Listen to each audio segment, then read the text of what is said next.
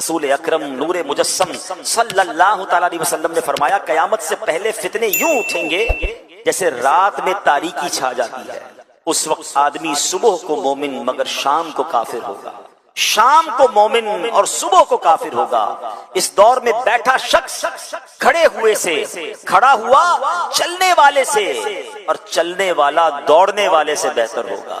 یعنی پیارے اسلامی بھائیوں بتایا کہ ایک نشانی یہ ہے کہ فتنوں کی کثرت ہوگی، اتنی کثرت ہوگی، اللہ اکبر۔ اب یہ نشانی کیسے نظر آ رہی ہے؟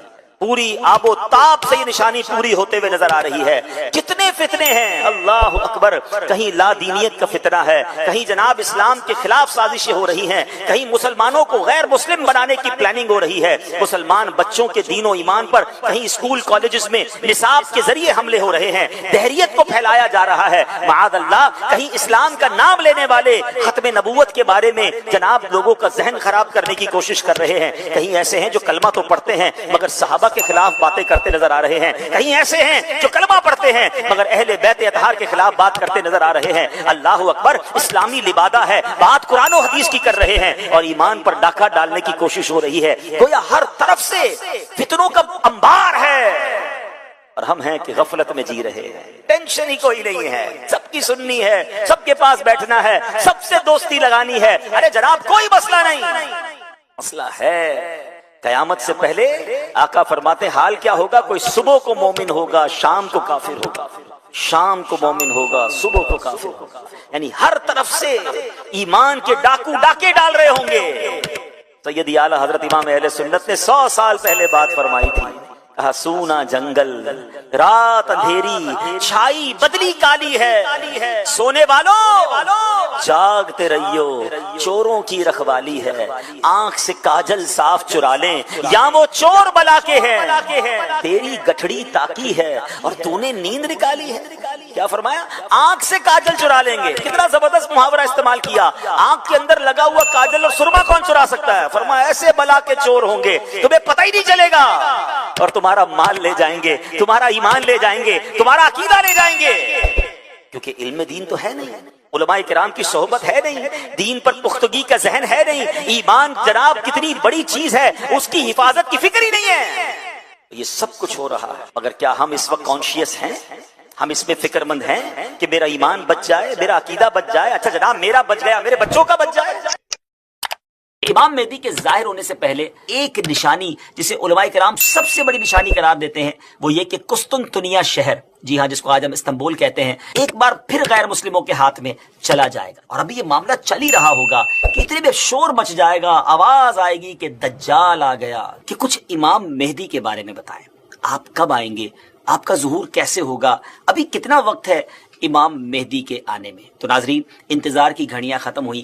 آج کی ایپیسوڈ میں ہم آپ کو امام مہدی رضی اللہ تعالیٰ عنہ کے بارے میں بہت تفصیل سے بتانے جا رہے ہیں، مگر گزارش یہی ہے نہایت توجہ کے ساتھ فوکس ہو کر آپ نے آج کا ایپیسوڈ دیکھنا ہے اور ہمارے ویڈیو کو شیئر بھی کرنا ہے۔ تو آج بات کرنی ہے سیدنا امام مہدی رضی اللہ تعالیٰ عنہ پر، مگر اس سے پہلے ایک اور بڑی شاندار شخصیت کے بارے میں کچھ آپ کو بتاتا ہوں۔ ایک ایسی پرسنالٹی جس کو بہت زیادہ ٹائم نہیں ہوا مگر اللہ تبارک و تعالیٰ نے ایسا علم عطا فرمایا، ایسی فراست عطا فرمائی، آپ مور دین 100 branches of knowledge per authority رکھتے تھے۔ جی ہاں، 100 سے زیادہ علوم پر آپ کو مہارت حاصل تھی، 1000 سے زیادہ بکس آپ نے لکھی، 1000 سے زیادہ کتابیں لکھی۔ وہ پرسنالٹی کون سی ہے؟ وہ کوئی اور نہیں، سیدی اعلیٰ حضرت امام اہل سنت مولانا شاہ امام احمد رضا خان علیہ رحمت الرحمان ہے۔ اعلیٰ حضرت سے ایک مرتبہ سوال کیا گیا کہ خلافت راشدہ کس کو کہتے ہیں اور اس کے مصداق کون کون ہیں؟ سبحان اللہ۔ تو آپ نے کیا خوب جواب ارشاد فرمایا کہ خلافت راشدہ یعنی خلافت وہ دور حکومت جو کہ نبوی طریقے پر ہو، جیسا کہ 4 خلفائے راشدین حضرت ابوبکر صدیق رضی اللہ تعالیٰ عنہ، حضرت عمر فاروق رضی اللہ تعالیٰ عنہ، سیدنا عثمان غنی رضی اللہ تعالیٰ عنہ، مولا علی شیر خدا کرم اللہ تعالیٰ وجہ الکریم، اس کے بعد امام حسن رضی اللہ تعالیٰ عنہ، اور پھر امیر المومنین حضرت عمر بن عبد العزیز نے وہ خلافت کی۔ اور آپ نے فرمایا کہ میرے خیال میں ایسی خلافت راشدہ امام مہدی رضی اللہ تعالیٰ عنہ قائم کریں گے، یعنی ایک خلافت ایسی آنی ہے، ایک دور ایسا آنا ہے جو گویا خلافت راشدہ کے مصداق ہوگی۔ ویورز، امام مہدی رضی اللہ تعالیٰ عنہ کا ظاہر ہونا علماء کرام نے قیامت کی بڑی نشانیوں میں سے ایک نشانی شمار کیا ہے۔ کہا جاتا ہے کہ قیامت سے پہلے ایک وقت ایسا آئے گا جب پوری دنیا میں ہر جگہ کفر کا تسلط ہوگا، یعنی ایوری ویئر کفر جو ہے اس کی حکومت ہوگی، اور تمام زمین فتنہ و فساد سے بھر جائے گی، اور لوگ عیش و عشرت میں گم ہو جائیں گے۔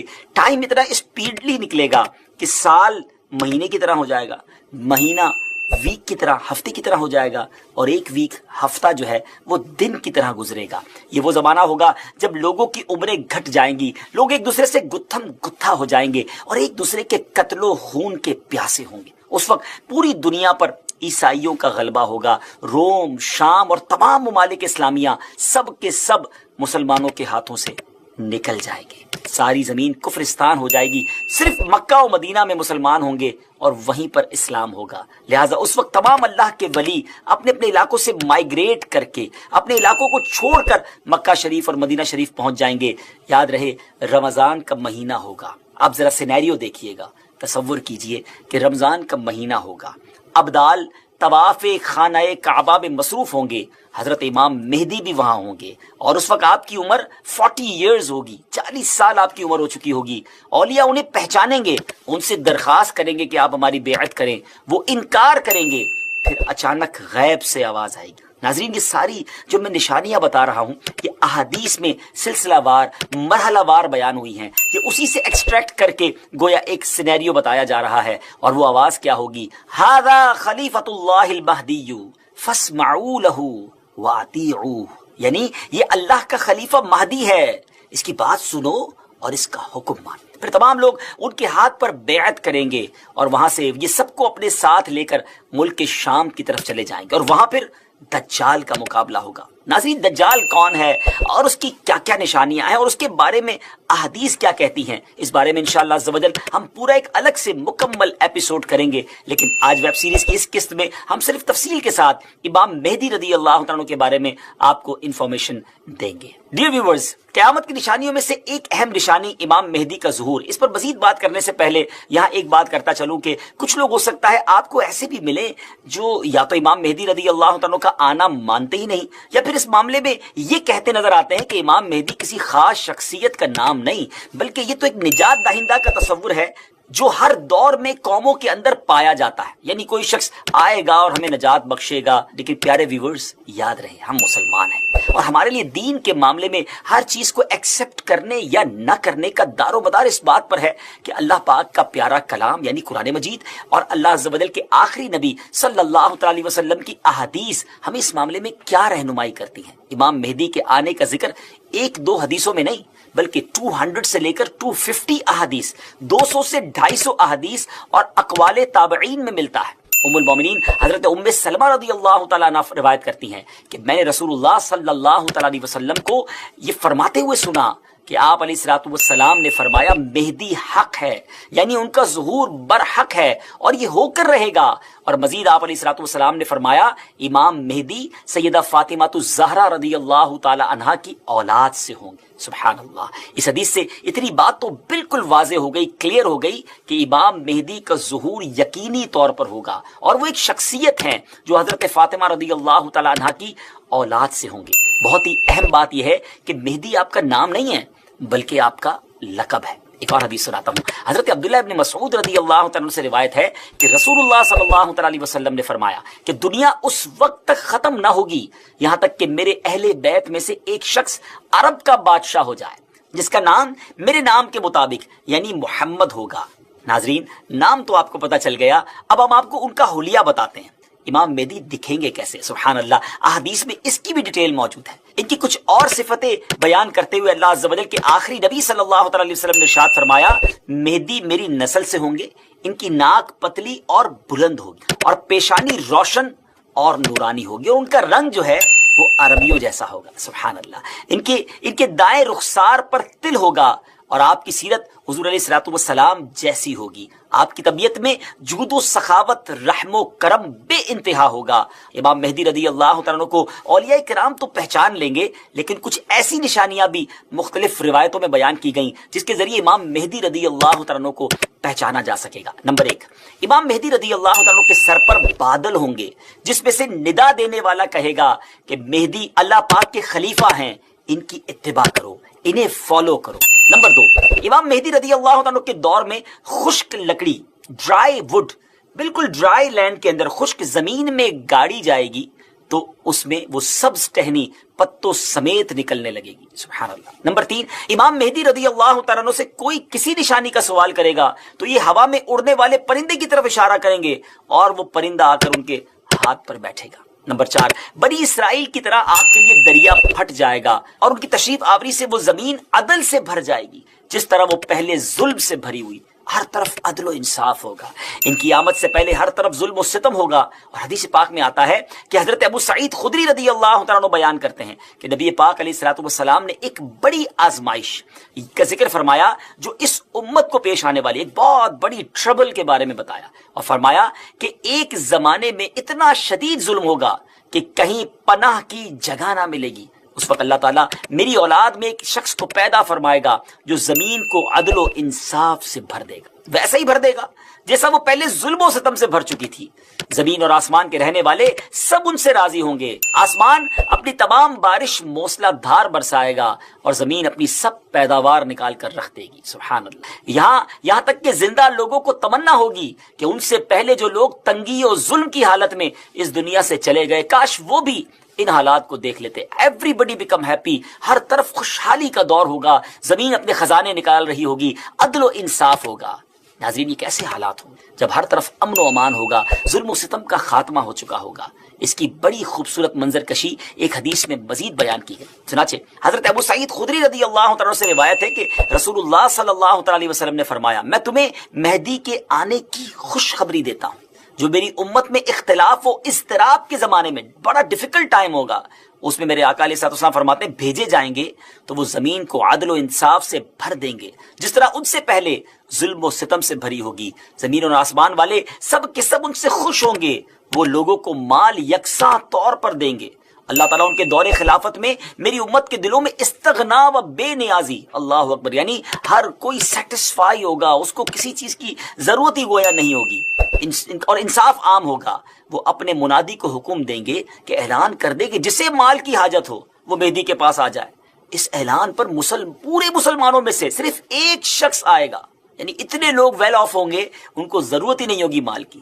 مہدی رضی اللہ تعالیٰ ان سے فرمائیں گے کہ جاؤ، جو ٹریجرر ہے، خازن ہے، اس کے پاس جا کر ان سے کہو کہ امام مہدی نے مجھے مال دینے کے لیے تمہارے پاس بھیجا ہے۔ یہ شخص ان کے پاس پہنچے گا تو جو ٹریجرر جس کو خزانچی ہوگا وہ کہے گا جتنی ضرورت لے جاؤ، جتنی حسب خواہش تمہیں حاجتیں لے جاؤ، تو وہ اپنی حسب خواہش اپنے دامن کو مال سے بھر لے گا اور خزانے سے باہر لائے گا۔ تو پھر اسے اپنے عمل پر بھی ندامت ہوگی کہ اپنے دل میں کہے گا کہ امت محمدیہ صلی اللہ تعالیٰ علیہ وسلم میں سب سے بڑھ کر لالچی اور حریص میں ہی ہوں، میرے لیے وہ چیز کافی نہیں جو دوسروں کے واسطے کافی اور وافی تھی۔ سبحان اللہ، اس شرمندگی میں وہ مال واپس کرنا چاہے گا مگر اس سے یہ مال قبول نہیں کیا جائے گا اور یہ کہہ دیا جائے گا کہ ہم دینے کے بعد واپس نہیں دیتے۔ ناظرین، اس پوری روایت سے سیکھنے کو کیا ملا؟ جب ہر طرف عدل و انصاف ہو، دین کی اصل پکچر اگر زمین پر نافذ کر دی جائے، اصل طریقہ کار اگر نافذ کر دیا جائے تو پھر غربت بچتی نہیں ہے۔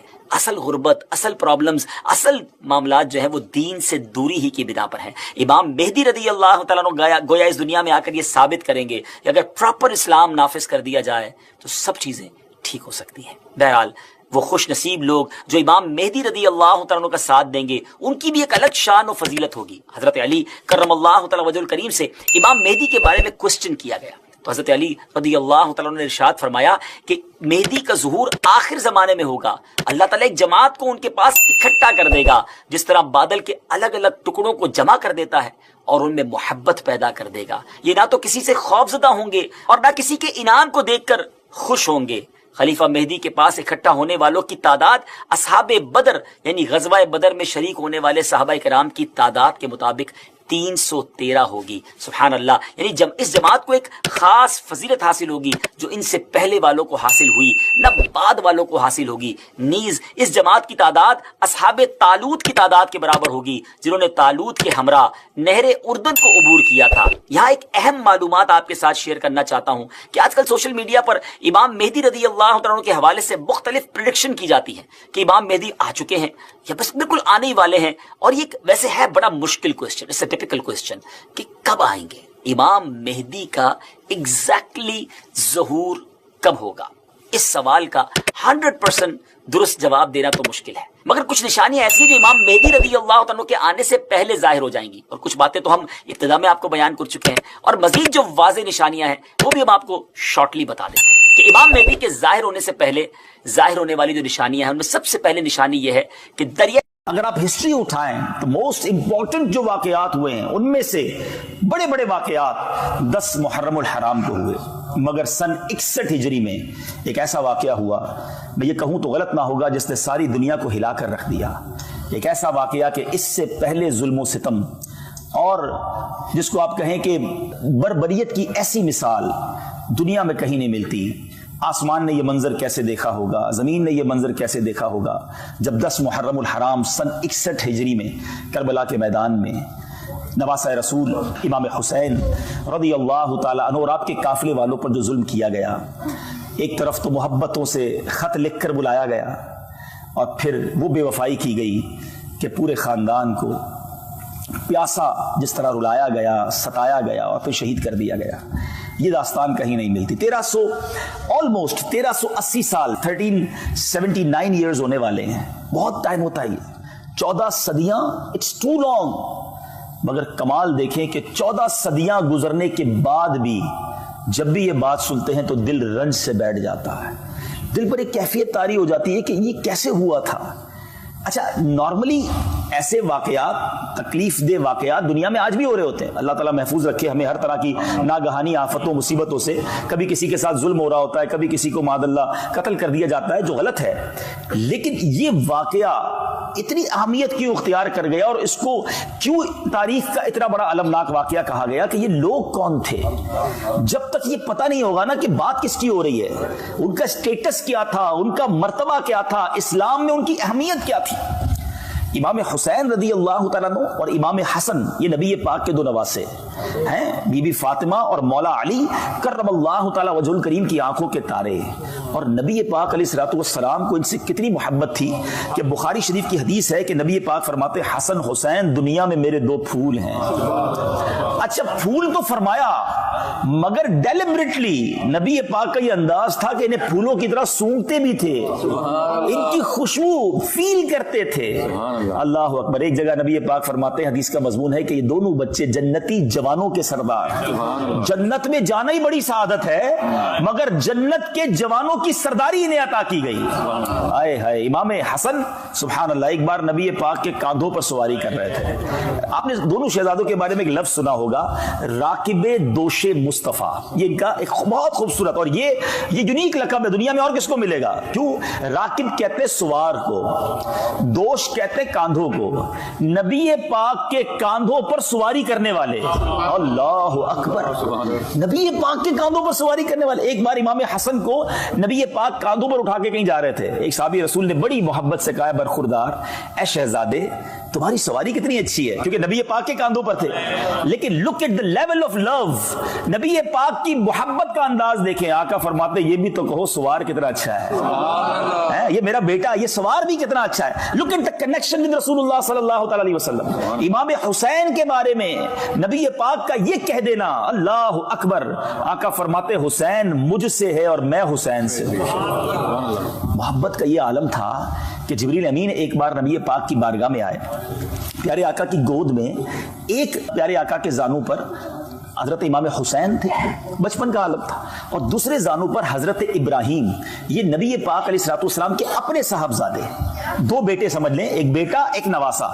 جبریل امین آئے اور عرض کی حضور اللہ تعالیٰ یہ دونوں کو آپ کے پاس جمع نہیں فرمائے گا، یعنی کسی ایک کو قبول کر لیجئے، کسی ایک کو پسند کر لیجئے، حدیث کا مضمون ہے، یعنی چوائس دی گئی نبی پاک کو کہ ایک نے دنیا سے جانا ہے، اب آپ کس کے لیے فیصلہ فرماتے ہیں؟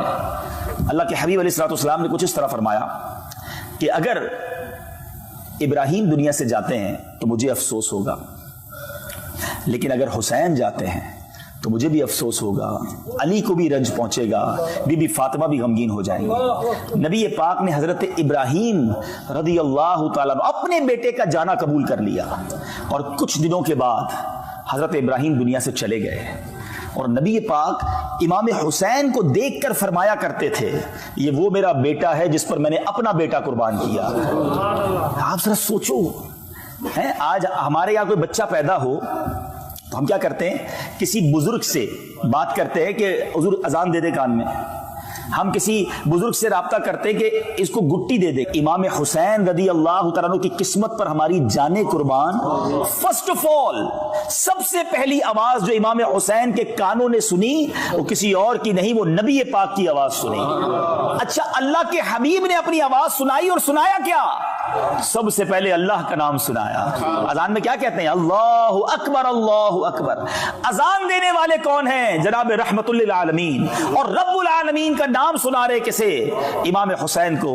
ارے امام حسین کی ابتدا تو دیکھو کہ آپ کو جو پہلی خوراک ملی ہے, نبی پاک نے کوئی کھجور چبا کر نہیں ان کے منہ میں ڈالی, کوئی شہد چاٹ کر ان کے منہ میں نہیں ڈالا, نبی پاک نے اپنی زبان امام حسین کے منہ میں دے دی directly.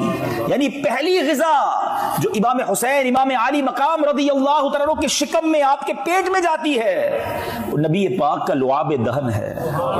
Look at the value, look at the status. بات کس کی ہو رہی ہے؟ نبی پاک جنہیں کاندھوں پہ سواری کریں, جنہیں گود میں بٹھائیں, پیارے آقا سجدے میں جائیں تو یہ کاندھے پر سوار ہو جائیں, نبی پاک سجدہ طویل کر دیں. اس قدر پیار, اس قدر محبت. اللہ اکبر. اور رب عز و جل نے مقام کیسا دیا کہ ان دونوں شہزادوں کی ایک اور خوبصورت بات سنیے کہ امام حسن جو ہے نا وہ نبی پاک سے چہرے میں مشابہ تھے. پیارے آقا کے چہرے کے عکس سمجھ لیجئے امام حسن ہیں, اور سر سے لے کر سینے تک. اور امام حسین کو یہ شرف ملا کہ سینے سے لے کر پیر تک وہ نبی پاک علیہ الصلوۃ والسلام کے ہم شکل ہے. پیارے آقا کے سراپے کی کاپی سمجھ لیں. اللہ اکبر. صحابہ کرام کو جب پیارے آقا کے پردہ فرمانے کے بعد جب نبی پاک کی یاد ستاتی تھی نا تو دونوں شہزادوں کو ساتھ کھڑا کرتے پیارے آقا کا پورا سراپا سامنے آ جاتا تھا, نبی پاک کی گویا شبی سامنے آ جاتی تھی. اللہ اکبر. یہ بات سیدی اعلیٰ حضرت نے کمال انداز میں, اتنی شاندار انداز میں بیان کی ہے کہ آج بھی سنے تو ایمان تازہ ہو جاتا ہے. سیدی اعلیٰ حضرت فرماتے ہیں ایک سینے تک مشابہ, ایک وہاں سے پاؤں تک. ایک امام حسن سینے تک سملر ہیں, مشابہ ہیں, ایک سینے تک مشابہ, ایک وہاں سے پاؤں تک. حسن سبتین ان کے جاموں میں ہے نیما نور کا. سبتین کہتے ہیں امام حسن حسین کی جمع کو حسنین بھی کہتے ہیں, سبتین بھی کہتے ہیں, کہ ان دونوں کا حسن ایسا ہے کہ یہ ایسا نیما نور کا ہے کہ آدھا جو ہے امام حسن کے پاس وہ شرف ہے اور سینے سے لے کر پیر تک امام حسین کے پاس. مگر اگلی جو بات کہی نا اعلیٰ حضرت نے, آپ فرماتے ہیں صاف شکل پاک ہے دونوں کے ملنے سے عیاں. یعنی جب یہ دونوں ملتے ہیں نا تو پورا سراپا سامنے آ جاتا ہے. اور جو اگزامپل دی ہے اعلیٰ حضرت کا علم دیکھیں, آپ فرماتے ہیں صاف شکل پاک ہے دونوں کے ملنے سے عیاں, خط توأم میں لکھا ہے یہ دو ورقہ نور کا. اب ذرا سمجھیے گا اس بات کو, کمال آپ کو پیار ہو جائے گا اعلیٰ حضرت سے.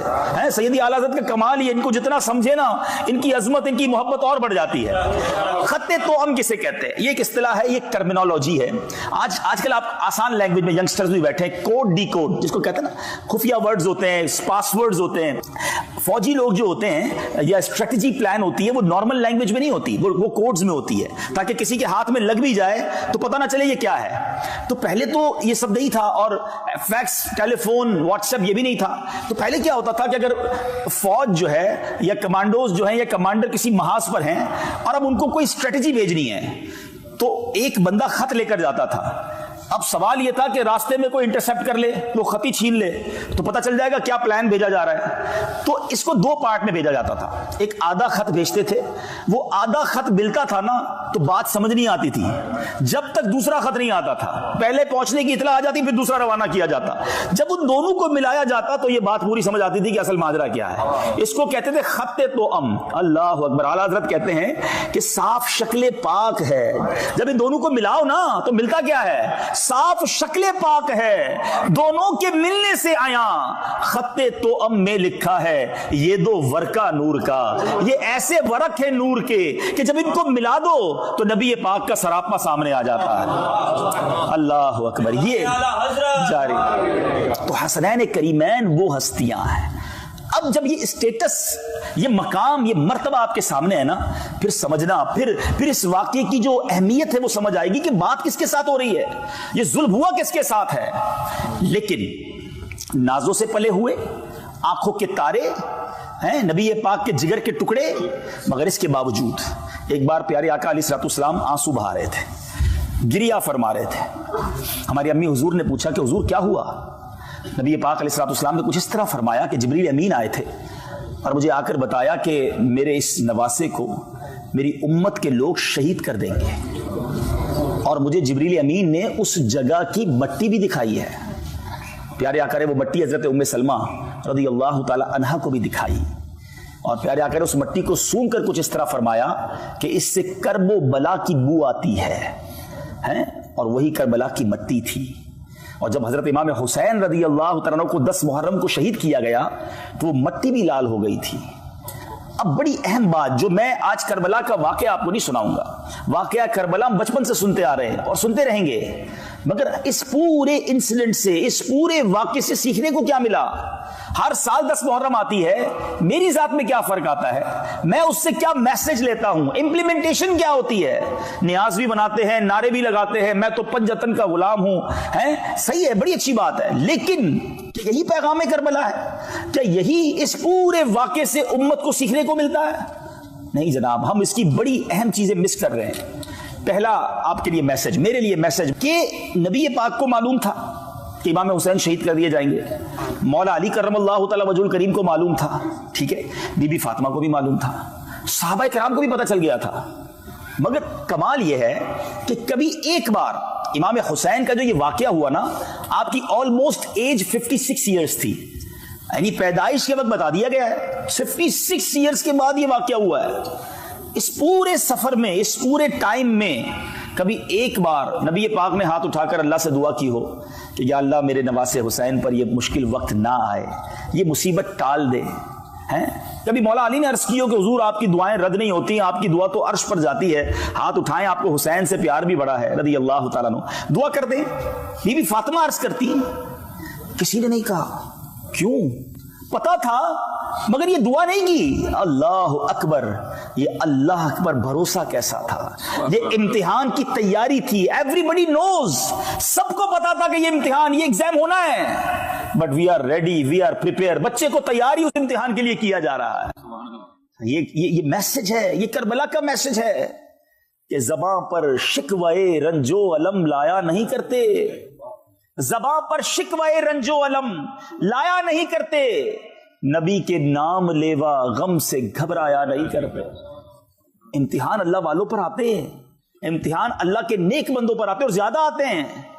مگر ہم جیسے گناہ گاروں پر چھوٹا سا امتحان, چھوٹی سی تکلیف, چھوٹا سا ایگزام آ گیا, پہلے ایگزام میں فیل, پہلے ہی امتحان میں فیل, پہلی باری میں شکوا, شکایت, کمپلین. اب بتاؤ نا, ایک طرف تو کہتے ہیں پنجتن کے غلام ہیں, انہوں نے سر کٹوا دیے, شکوا نہیں تھا. کیا کربلا کے میدان میں 3 دن کے پیاسوں نے یہ کہا تھا اللہ سے کہ یا اللہ ہم تو تیرے نبی کی آل ہیں, پھر بھی پیاسے ہیں, پھر بھی ہمیں تلواروں سے مارا جا رہا ہے؟ سب اللہ کی رضا پر راضی تھے. آج تھوڑے بیمار ہو جائیں, تھوڑے پیسے کم ہو جائیں, تھوڑا کاروبار میں لاس ہو جائے, تھوڑی جاب میں پرابلم ہو جائے, تھوڑے ویزا کے ایشوز آ جائیں, کمپلین کمپلین کمپلین. کبھی کبھی تو ایسا ہوتا ہے کہ کسی سے پوچھو نا بھائی طبیعت کیسی ہے, کیا حال ہے, یقین کریں یہ پوچھنے کے بعد افسوس ہو رہا ہوتا ہے, پوچھا کیوں اس سے یار, اتنی بڑی لسٹ نکالتا ہے, پھر طبیعت بھی خراب ہے, کاروبار بھی برباد ہے, گھر میں بھی کچھ نہیں ہے, ادھر بھی پرابلم ہے, وہ بھی مسئلہ ہے. بندہ کہ یار زندگی میں اس کے کوئی سکھ نہیں دیا اللہ نے, کوئی شکر کا جملہ نہیں, کوئی اللہ کی مہربانی کی بات نہیں, ٹینشن, تکلیفیں, کمپلین. مجھے بتاؤ نا, یہ جو ہم لوگوں کو بتاتے پھرتے ہیں مجھے یہ مسئلہ, وہ مسئلہ, یہ پرابلم, کیا یہ بتانے سے پرابلم ٹھیک ہو جاتی ہے؟ ٹھیک نہیں ہوتی. مگر جو اجر, جو ثواب, جو نعمت آپ کو ملنی تھی وہ بھی ضائع ہو گئی. بیماری بھی رہی, ثواب بھی چلا گیا, نقصان حل نہیں ہوا, پیسے واپس نہیں آ گئے جو کھو گئے تھے, مگر جو صبر کا ثواب تھا وہ بھی چلا گیا.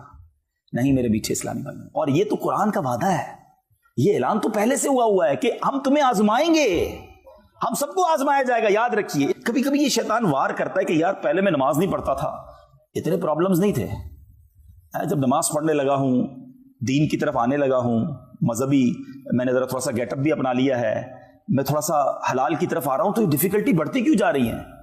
تو یہ پھر وسوسہ ڈالتا ہے شیطان کہ یار یہ کیا ہو رہا ہے. سبحان اللہ, نبی پاک کی کیا شان ہے. میرے آقا چند جملوں میں مسئلے حل کر دیتے ہیں. نبی پاک علیہ الصلوۃ والسلام نے ایک بار ارشاد فرمایا جس کا مضمون ہے کہ سب سے زیادہ جس کو تکالیف آتی ہیں, جس کو پرابلمز آتی ہیں, وہ انبیاء کرام ہیں. اب بتاؤ نا, نبیوں کے تو قدموں کی دھول کے برابر بھی نہیں نا. جب نبیوں کو سب سے زیادہ تکلیفیں آتی ہیں, پھر آقا نے فرمایا اس کے بعد اس پر زیادہ مشکل آتی ہے جو دین سے جتنا قریب ہوتا ہے. جو جتنا دین کے اللہ کے قریب ہوگا اس پر اتنی ڈیفیکلٹی آئیں گی. آقا فرماتے ہیں جس کا مضمون ہے, دراصل اللہ کی منشا, اس کی مشیت یہ ہے کہ میرے بندے سے زندگی میں جو خطائیں ہو گئیں, جو غلطیاں ہو گئیں, میں کچھ آزمائشیں بھیجوں, تکلیفیں بھیجوں, وہ صبر کرے, اس کے وہ گناہ دنیا ہی میں معاف ہو جائیں. اب میرا بندہ میرے پاس آئے تو گناہوں سے پاک آئے, میں اسے جنت میں داخل کر دوں. اب بتاؤ یار, یہ بیماری, یہ پریشانی, یہ ڈیفیکلٹی تو میرے گناہ معاف کروانے آئی تھی. یہ تو اللہ نے مہربانی کی تھی. ہمارے اسلاف, ہمارے بزرگان دین ویلکم کرتے تھے پریشانی کو, انتظار کرتے تھے کہ خیر تو ہے, اتنے دن گزر گئے, کوئی ٹینشن ہی نہیں آئی ہے. اور ہم ہیں کہ چھوٹی سی تکلیف پر واویلا, کمپلین, ناشکری, کفریہ کلمات تک لوگ بول جاتے ہیں. امیر اہل سنت کا وہ شعر بڑا کمال کا ہے. آپ فرماتے ہیں, پیارے مبلغ معمولی سی مشکل پہ تو گھبراتا ہے, پیارے مبلغ معمولی سی مشکل پہ تو گھبراتا ہے, دیکھ حسین نے دین کی خاطر سارا گھر قربان کیا. آپ کبھی درس دینے جاتے ہیں, کوئی ڈانٹ دے, کہتے ہیں میں درس نہیں دوں گا, میں قافلے میں نہیں جاؤں گا بھائی, وہاں تو صحیح طریقے سے ویلکم بھی نہیں ہوا, میں دین کا کام نہیں کرتا بھائی, آج کل بہت مشکل ہے. چھوٹی سی بات پر دین کا کام چھوڑ دیا. شیطان تو چاہتا یہی تھا. امام حسین بھی کہتے, خط لکھ کر بلایا تھا, ویلکم کرنے کا وعدہ کیا تھا, ادھر تو تلواریں, میں بھی واپس جاتا ہوں. سر کٹوا دیا, کمپرومائز نہیں کیا.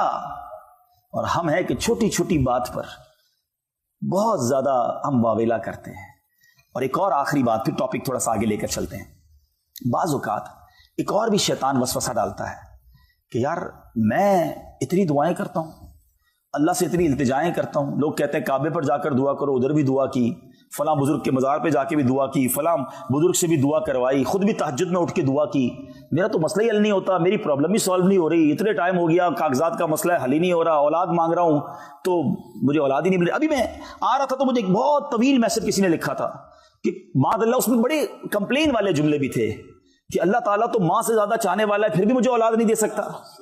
یعنی یہ کمپلین نہیں تو کیا, بعض اوقات تو اس پر کفریہ کلمات بھی نکل جاتے نا کہ کچھ تو بتائیے, کوئی تو مجھے بتائیے, میں ہر طرح کی قربانی کے لیے تیار ہوں, مجھے اولاد چاہیے. میں وہ میسج ابھی پڑھوں آپ کے سامنے میرے موبائل پہ, میں پڑھ کے حیران ہو گیا.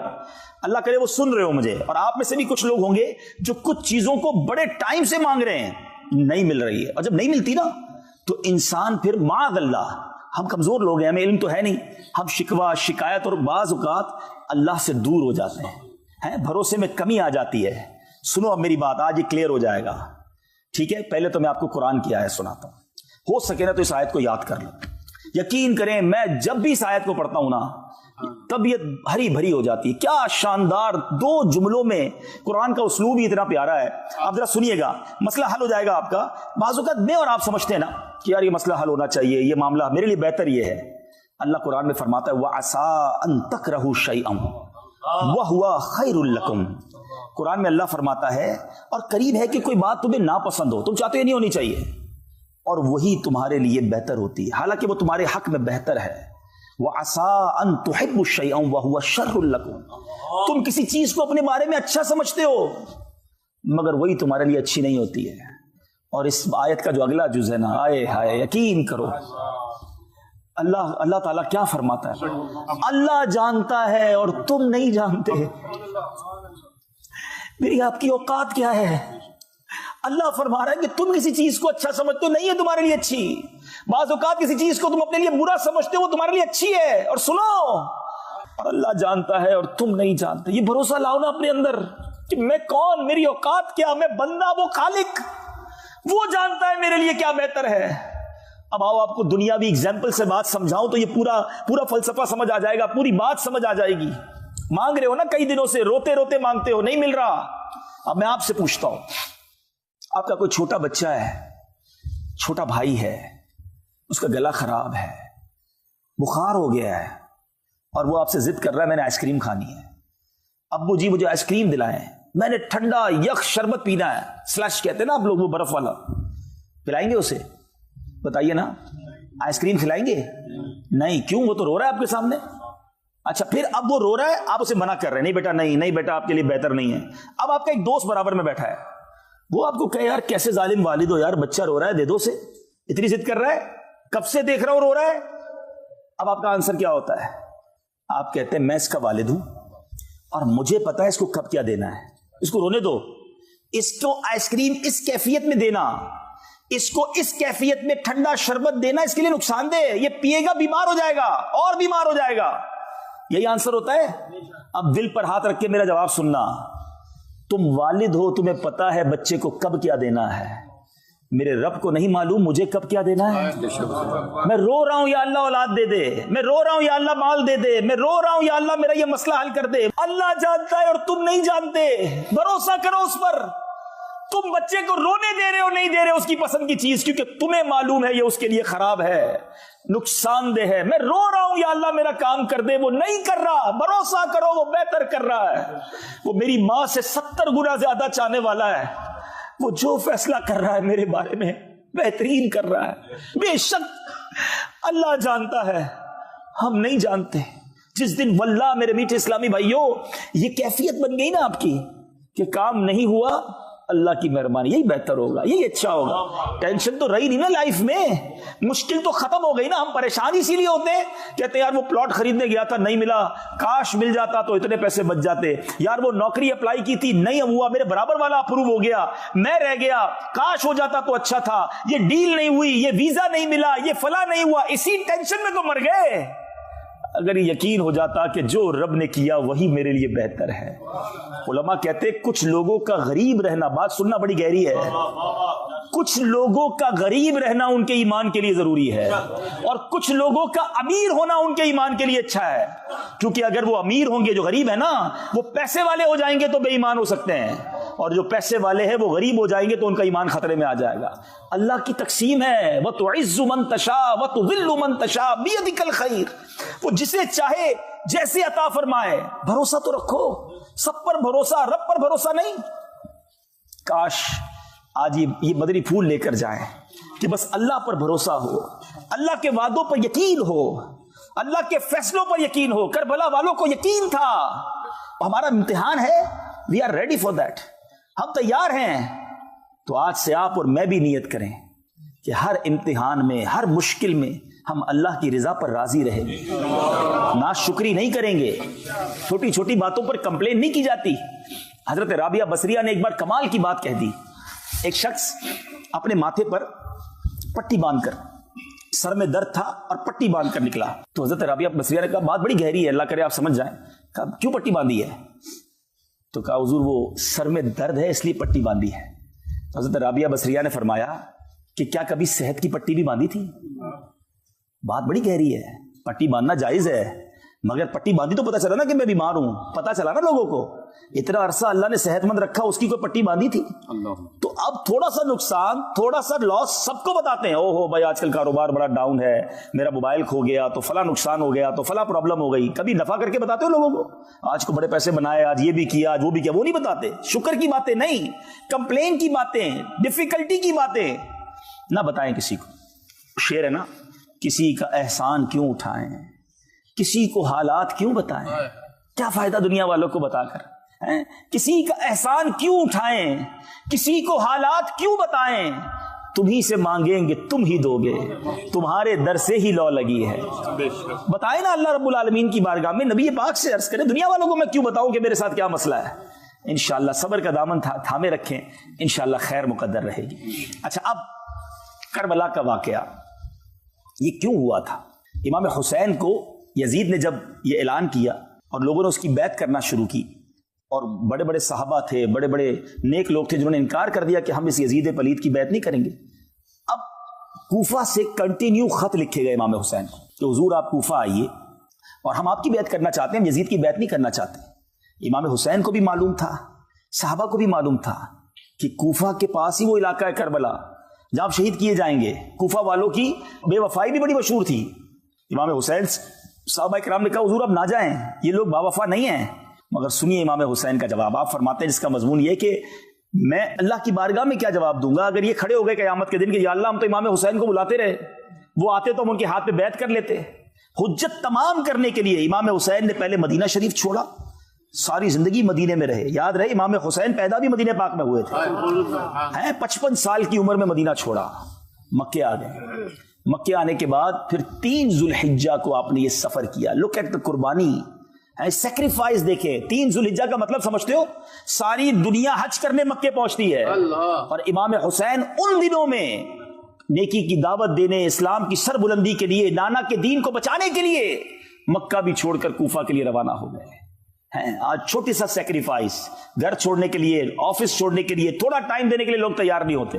نہیں بھائی ہمارے پاس تو کوئی ٹائم نہیں ہے, ہم بہت بیزی ہیں, ہمارے پاس کہاں وقت نکالیں گے دین کے کام کے لیے, قافلے کے لیے, فلاں کام کے لیے. تھوڑا بھی وقت نہیں نکالو گے اور کہتے ہو کہ کربلا والوں کے غلام ہیں, پنجتن کے غلام ہیں. سب کچھ چھوڑا اور اب جب کوفہ پہنچے امام حسین, اب اس سے پہلے ایک واقعہ کیا ہوا کہ جب امام حسین کو بہت منع کیا گیا نا کہ حضور آپ نہ جائیں, تو بیچ کا راستہ یہ نکالا گیا کہ ایسا کرتے ہیں وہاں کے حالات دیکھنے کے لیے ہم ایک اپنا ڈیلیگیشن بھیج دیتے ہیں, کسی نمائندے کو بھیج دیتے ہیں. تو حضرت مسلم بن عقیل رضی اللہ تعالیٰ کو بھیجا گیا کہ وہاں جائیں, حالات دیکھیں, پھر وہ ہمیں اطلاع کریں, پھر چلے جائیں گے. حضرت مسلم بن عقیل گئے تو کمال ہو گیا. ایوری بڈی ویلکمڈ ہم, ہر طرف سے ان کے نعرے تھے, ویلکم کیا گیا. امام حسین کے نائب کے طور پر ان کے ہاتھ پہ ہزاروں لوگوں نے بیعت کر لی. تو انہوں نے جب معاملات اتنے اچھے دیکھے, معاملات اتنے زبردست دیکھے, تو امام حسین کو خط لکھ دیا کہ حضور یہاں تو معاملہ بہت اچھا ہے اور آپ آئیے, لوگ آپ کی بیعت کرنا چاہتے ہیں, بہت محبت کرتے ہیں آپ سے. اور یہ اس کربلا کے واقعے کا ٹرننگ پوائنٹ تھا. اللہ کی کرنی تھی, ہونا تھا, مگر یہ جو ٹرننگ پوائنٹ تھا نا وہ یہ تھا کیونکہ اس زمانے میں موبائل کمیونیکیشن تو تھا نہیں. ادھر خط روانہ ہوا, ادھر کوفہ والوں نے بے وفائی کرنا شروع کی. اور ایک وقت ایسا آیا کہ حضرت مسلم بن عقیل نے نماز کوفہ کی جامع مسجد میں پڑھائی, سینکڑوں لوگ پیچھے امامت میں تھے, مگر جب سلام پھیرا تو پیچھے ایک بھی مقتدی نہیں تھا. نماز میں ہی بے وفائی کر کے چلے گئے. بے شک ان کو دھمکیاں دی گئی تھی, ان کو بڑا ٹارچر کیا گیا تھا, مگر بڑا ظلم کیا, بڑی بے وفائی کی. حضرت مسلم بن عقیل کو بھی شہید کیا گیا, آپ کے بچوں کو بھی شہید کیا گیا. مگر حضرت مسلم بن عقیل کا آخری وقت تک یہ جملہ تھا کہ کوئی میرے امام کو بتا دے کہ میرے ساتھ کیا ہوا ہے, کیونکہ ان کو اپنی فکر نہیں تھی. ان کو یہ فکر تھی کہ میرا خط ملے گا تو وہ چل پڑیں گے کہ سب ٹھیک ہے. اور یہی ہوا. امام حسین وہاں سے چل پڑے, نکل گئے. لیکن بہرحال طویل واقعہ ہے کہ پھر 72 کربلا والوں کے سامنے 22,000 کا لشکر بھیجا گیا. دنیا میں ایسی جنگ کب ہوتی ہے؟ یہ تو لڑنے نہیں گئے تھے نا, بچوں کو لے کر, فیملی کو لے کر کوئی لڑنے جاتا ہے؟ یہ قافلہ تو اس لیے گیا تھا کہ بلایا گیا ہے, ویلکم کیا جائے گا, وہاں اسلام کی دعوت دیں گے, نیکی کی دعوت دیں گے, لوگ بیعت کریں گے. اور ادھر خوخار لشکر کو بھیج دیا گیا, 22,000 کا لشکر. تاریخ دان لکھتے ہیں کہ اتنا بڑا کیوں انتظام کیا گیا تھا. 72 لوگوں میں کچھ تو لیڈیز تھیں, بچے تھے, چند 100 سپاہی کافی تھے. انہیں پتا تھا کہ یہ شیر خدا کا خون ہے, یہ اللہ کی تلوار کی اولاد ہے, نبی پاک اور شہزادی کونین کا خون ہے ان کے اندر. ان سے آسان نہیں ہے لڑنا. اور ایسا ہوا بھی کہ جب یہ مارکا ہوا تو کئی لوگ خاک و خون میں نہلا دیے گئے اور ان کو برباد کیا گیا امام حسین کی تلوار سے. اور بڑے بڑے ہمارے جو اہل بیت اطہار کے جو سمجھیے کہ شاہ سوار تھے, لیکن آخرکار 3 دن کی پیاس, 3 دن کی بھوک, یہ شہید کر دیے گئے. لیکن میں نے کہا نا کہ میں تفصیلی واقعے کی طرف نہیں جانا چاہ رہا ہوں, میں آپ کو چند باتیں پوائنٹ آؤٹ کروانا چاہ رہا ہوں تاکہ آج کے بعد اب ہم یہاں سے کھڑے ہوں تو اپنی ذات میں کچھ تبدیلی لے کے کھڑے ہوں, کچھ امپلیمنٹیشن لیں. آپ کو پتہ ہے شب عاشور کیا ہوا تھا؟ 9 محرم کے بعد جو رات آئی تھی, صبح 10 محرم ہے, عاشورہ ہے, تیاری ہو رہی ہے کہ صبح لڑائی ہوگی اور معاذ اللہ صبح خون کی ندیاں بہائی جائیں گی. What happened on the night of Ashura? The night between 9th and 10th Muharram. There are 2 camps. 2 camps تھے. ایک 72 اہل بیت اطہار والے تھے اور ایک یزیدی کیمپ تھا جہاں 22,000 لوگ تھے. حسینی خیمہ تھا, یزیدی خیمہ تھا. کیا ہو رہا تھا اس رات؟ حسینی خیمے میں تلاوت ہو رہی تھی, دعائیں ہو رہی تھی, سجدے ہو رہے تھے, التجائیں ہو رہی تھی, گریہ وزاری ہو رہی تھی. اور یزیدی خیمے میں ناچ ہو رہا تھا, گانے ہو رہے تھے, شراب ہو رہی تھی, عیاشیاں ہو رہی تھی. دس از دا میسج آف شب عاشور فار آل آف یو. ہم سب کے لیے یہ پیغام ہے کہ ہماری راتیں کیسے گزر رہی ہیں, تلاوت میں, نماز میں, عبادت میں, یا معاذ اللہ شراب میں, بے حیائی میں, ناچ گانوں میں, فلموں ڈراموں میں. اے پنجتن کا غلام کہلانے والوں, میں آپ سے بات کر رہا ہوں. بات تو بڑی کرتے ہیں کہ میں امام حسین پر اپنی جانیں قربان, کربلا والوں پر سب کچھ قربان, لیکن بتاؤ نا لائف کیسی گزار رہے ہو, یزیدی طریقے پر یا حسینی طریقے پر؟ حسینی طریقہ تو نمازوں والا, سجدوں والا, تلاوت والا ہے. یزیدی طریقہ ناچ گانے اور بے حیائی اور بدکاری والا ہے. ادھر لالچ تھی نا, کہ معاذ اللہ ان کو شہید کر دو تو تمہیں یہاں کی گورنری ملے گی, اتنے پیسے ملیں گے. لالچ, مال, ہوس, یہ سب ادھر تھا. یہ ہمارے دل میں کدھر سے آ گیا ہے؟ حسینی قافلے والے تو لٹانے آئے تھے, قربان کرنے آئے تھے, اور آج مسلمان لالچ میں اندھا ہوا ہے. حرام کماؤں یا حلال کماؤں مجھے نہیں پتا, پیسے چاہیے بھائی. جس بھی جگہ جاب بتاؤ, جاب کرنے کے لیے تیار ہوں, چاہے شراب بیچنی پڑے, چاہے سور کا گوشت بیچنا پڑے, ہیں بس بتاؤ یار, پیسے ملنے چاہیے, چاہے سود کا پیسہ ہو چلے گا, پیسے بتاؤ کتنے ملیں گے. افسوس ہوتا ہے کبھی کبھی رونگٹے کھڑے ہو جاتے ہیں کہ کسی ملک کا ویزا لینے کے لیے اپنے مذہب کے کھانے میں کچھ اور لکھ دیتے ہیں. منہ نہیں دکھانا اللہ کی بارگاہ میں, پیش نہیں ہونا کربلا والوں کے سامنے. ذرا سوچو, وہ تمام لوگ سوچیں جو اپنے دین کو کمپرومائز کرتے ہیں, جو اپنے عادات اور اپنی اطوار کو درست نہیں کر رہے, یزیدی طریقے پر زندگی گزار رہے ہیں. اگر محشر کے دن امام حسین سے ملاقات ہو گئی, کربلا والوں سے ملاقات ہوئی, اور انہوں نے پوچھ لیا کہ ہم نے تو نانا کے دین کے لیے جانیں قربان کر دی, تم کیا کر کے لائے ہو, کیا جواب دو گے؟ کہ ہمیں تھوڑے پیسے چاہیے تھے, ہم تو دین ہی بیچ آئے ہیں, ہم تو جناب کیا کریں, یورپ میں رہتے تھے, ہمیں تو بھائی پیسے کمانے تھے, سروائیو کرنا تھا, اس لیے سارے غلط کام کیے. چھوٹی چھوٹی باتوں پر کمپرومائز کر لیتے ہیں. ادھر وہ بھی کمپرومائز کر لیتے نا. امام حسین نے باطل کے آگے سر نہ جھکایا اور نانا کے دین کے پرچم کو بلند کر دیا. اگر وہاں امام حسین کمپرومائز کرتے نا تو آج ساری دنیا کہتی جب نبی کے نواسے کمپرومائز کر سکتے تو ہم کیا کریں بھائی, ہم بھی فلاں جگہ رہتے ہیں, وہاں بڑے حالات خراب ہے, بڑا معاملہ ٹھیک نہیں ہے. اچھا باتیں ہم ساری کرتے ہیں, امتحان جب آتا ہے نا, پیسے سامنے آ جائیں, کوئی ڈیل آ جائے, اوہو اتنے یورو, اتنے لاکھ روپے بچیں گے, یار آج کر لیتے آئندہ نہیں کریں گے. یہی تو کہاں گئی تمہاری اہل بیت کی محبت, کدھر گئی نبی پاک کی غلامی, کدھر گیا خوف خدا. مسلمان ہو کر شراب بیچو گے, مسلمان ہو کر معاذ اللہ حرام گوشت بیچو گے, مسلمان ہو کر جھوٹ بول کر کام کرو گے, مسلمان ہو کر بے حیائیوں کے کام کرو گے. کیا مسلمان شراب کے اڈے میں جائے گا؟ کیا مسلمان اپنے گھر میں معاذ اللہ بے حیائی والے کام کرے گا؟ یہ تو یزیدیوں کے کام تھے. سوچو نا. نہیں میرے بیچ اسلامی بھائی, ہم نے تو جنت میں نبی پاک اور ان کے نواسے اہل بیت اطہار کے پیچھے پیچھے جانا ہے. یہ راضی ہوئے تو کام ہوگا, یہ جنتی جوانوں کے سردار ہیں. لیکن اللہ کرے کہ ایسی زندگی بھی تو ہم گزارے نا. تو آج سے یہ بھی اپنے آپ, یہ کربلا کا پیغام لو کہ بس اب انشاءاللہ جو زندگی گزرے گی وہ نبی پاک کے دین پر گزرے گی, اب سنتوں پر گزرے گی. حرام روزی کمانے والا, حرام بولنے والا, حرام سننے والا, حرام کھانے والا, حرام دیکھنے والا توبہ کرے کہ انشاءاللہ میں گدا ہوں اپنے کریم کا, میرا دین پا رہا ہے نہ نہیں. انشاءاللہ آج کے بعد حرام کی طرف نہیں جائیں گے انشاءاللہ. ایک اور بات, امام حسین جب شہید ہوئے کیا کر رہے تھے آپ کو معلوم ہے؟ آپ سجدے میں تھے, اس وقت بھی سجدے میں تھے, اور سجدے ہی کے عالم میں آپ کا سر کاٹا گیا. کہتی ہے زمین کرب و بلا, اس شان کا سجدہ کھیل نہیں, تلواروں کے سائے میں آپ نے سجدہ کیا. اور آج پنجتن کا غلام کہلانے والے کی نمازیں قضا ہو رہی ہیں, فرض نمازیں قضا ہو رہی ہیں. فجر میں نہیں اٹھ پاتا یار, 4 پڑھ لیتا ہوں, ایسے بھی ملتے لوگ. کیوں بھائی فجر میں کیوں نہیں اٹھتے؟ بس وہ آنکھ نہیں کھلتی. اچھا آفس کتنے میں جاتے ہیں؟ وہ 7:30 بجے, وہ اس پہ آنکھ کھل جاتی ہے. ہاں وہ تو پہنچنا ضروری ہے, لیٹ ہو گئے تو جاب سے نکال دیے جائیں گے. آفس نہیں چھوٹتا, فلائٹ نہیں چھوٹتی, میٹنگ نہیں چھوٹتی, ٹرین مس نہیں ہوتی, فجر بس مس ہو جاتی ہے. ظہر میں کیا کروں, وہ جاب میں ٹائم نہیں ملتا. عصر میں ذرا بیزی ہوتا ہوں تو اس لیے نکل جاتی ہے عصر. اللہ اکبر, اللہ اکبر. نماز سے کہتے ہو مجھے کام ہے, کام سے کہو مجھے نماز ہے. وہ کام نہیں چاہیے مجھے جو میری نماز قضا کر دے. بھروسہ کرو اللہ پر. کیسے جواب دو گے امام حسین کو قیامت کے دن کہ وہ اگر فرمائے میں تو کربلا کے میدان میں سجدہ مس نہیں کیا اور تم بستروں پر بیٹھ کر سجدہ مس کرتے تھے؟ نیت کریں, یہ ہے پیغام کربلا کا کہ آج کے بعد ہماری کوئی نماز قضا نہیں ہوگی. امام حسین کے سر انور کو جب نیزے پر اٹھایا گیا نا, اس وقت وہ سر انور تلاوت کر رہا تھا. صحابہ کرام نے سنا کہ لبہائے مبارکہ ہل رہے تھے اور آپ کے سر انور سے ایک تلاوت کی آواز آ رہی تھی. امیر علیہ سنت لکھتے ہیں نا, عبادت ہو تو ایسی ہو, تلاوت ہو تو ایسی ہو. سر شبیر تو نیزے پہ بھی قرآن سناتا ہے, وہ نیزے پہ قرآن سنائیں. اور اہل بیت کا غلام ہے, امام حسین کا غلام کہلانے والا, کربلا والوں کا غلام کہلانے والا, اس کو پورا سال ہی قرآن پڑھنے کی توفیق نہ ملے, بلکہ قرآن پڑھنا ہی نہ آتا ہو. بتاؤ نا یہ کیسی غلامی ہے, یہ کیسی محبت ہے. یقیناً نیاز منانا سعادت ہے, یقیناً ان کا دن منانا اچھی بات ہے, ایصال ثواب کرنا, مگر صرف کربلا کے واقعے کو کھچڑا بنا کر نیاز بنا کر ہی تو فائنل نہ کر دینا.